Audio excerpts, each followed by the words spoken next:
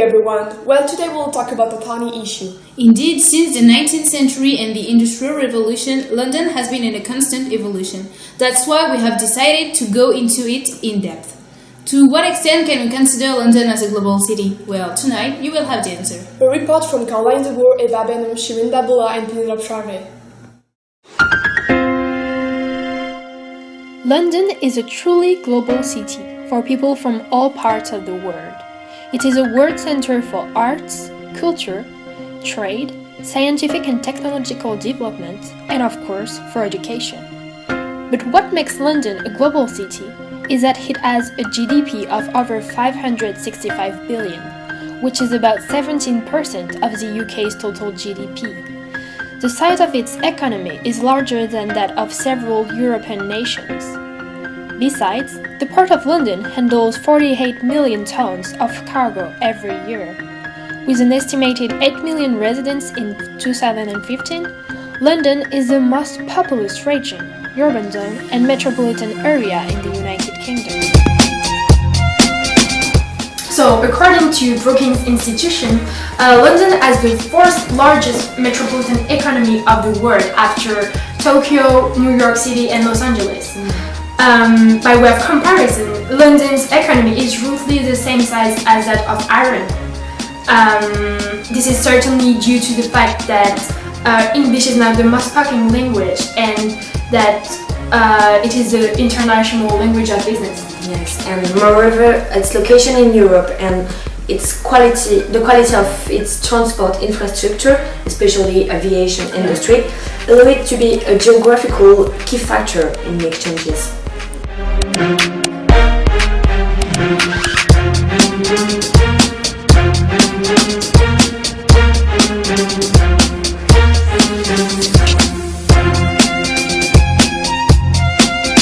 Thanks to all of these benefits, London is the largest financial exporter in the world.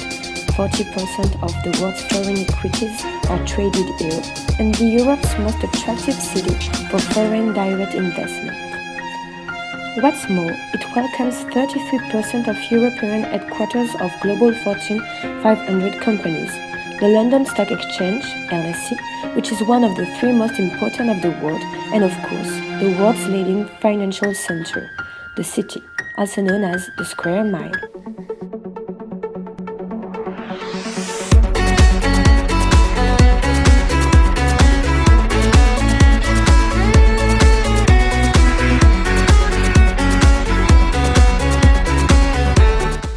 Indeed, one of the biggest assets of London is that it has always been a commercial city, and today enjoys the status of having one of the largest economies in the world.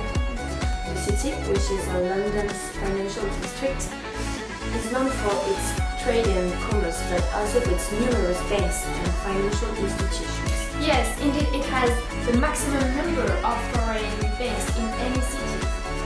And moreover, London trades more US dollars than New York does, and it trades more euros than any other European country. Beyond the economic aspect of the city, there are many political institutions which enable the city to function correctly.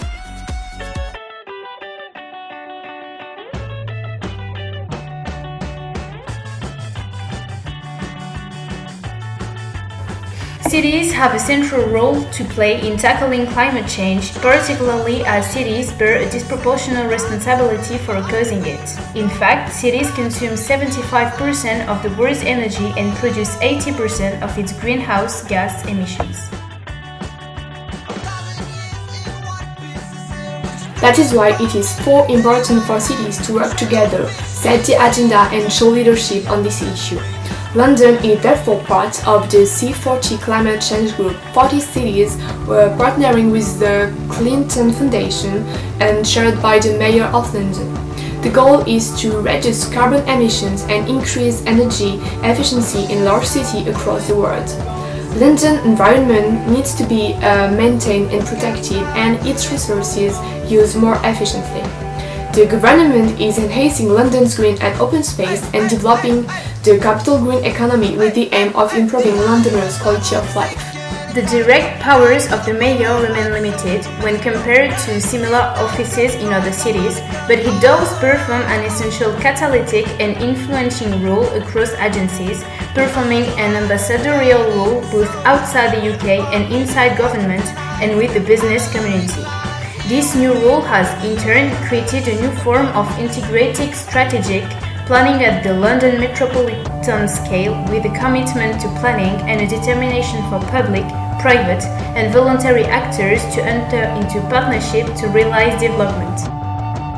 If the political aspect is part and parcel of London, this globalized city has also an incredible cultural background.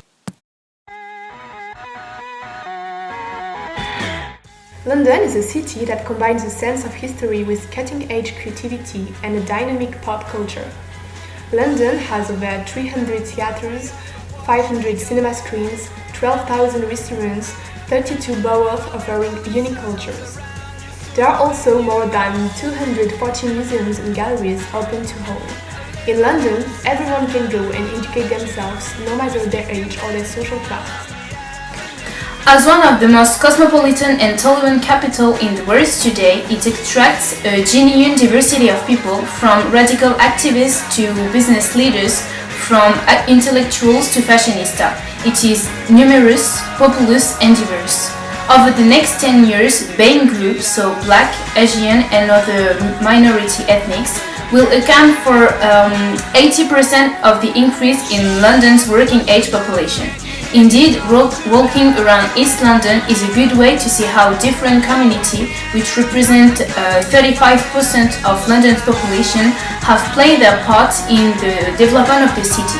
Actually, a lot of students have come and will come to study because of the prestige, or thanks to the prestige, of the numerous universities such as the LSE or the LBS. Those that we can define London as a multicultural city. Nowadays, Londoners speak over 300 languages and belong to at least 14 different states, hosting the world in cities.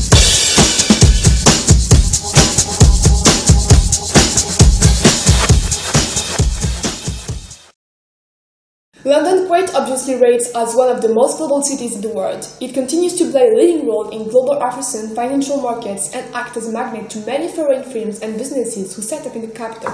Nowadays, London is a leading global city and, according to many indices, the leading international financial center. But sorry, London, New York is actually the worst real global city. Good evening and see you next week.